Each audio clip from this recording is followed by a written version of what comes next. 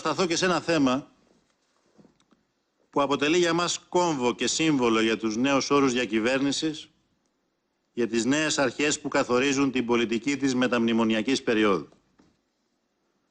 Η κυβέρνησή μας, δια του Υπουργού Παραγωγικής Ανασυγκρότησης Περιβάλλοντος και Ενέργειας, αποφάσισε σήμερα να ανακαλέσει την άδεια αρχιτεκτονικής και ηλεκτρομηχανολογικής μελέτης του εργοστασίου στις Κουριές της Χαλκιδικής.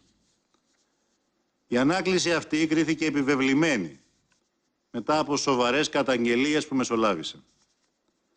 Και κρίθηκε επιβεβλημένη προκειμένου να υπάρξει επανέλεγχος για το κατά πόσο στη σχετική θεώρηση έχουν τηρηθεί από την επιχείρηση στις Κουριές οι κείμενες διατάξεις. Σκοπός μας είναι με αυτή μας την κίνηση να προασπίσουμε με τον όσο το δυνατόν πιο αποτελεσματικό τρόπο δύο μείζονες προτεραιότητες για την κυβέρνησή μας: την προστασία του περιβάλλοντος και το δημόσιο συμφέρον.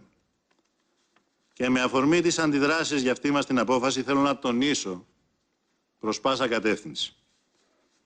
Η νέα κυβέρνηση εκλέχθηκε για να υπηρετήσει με ακλόνητη συνέπεια τα συμφέροντα των εργαζόμενων και του ελληνικού λαού.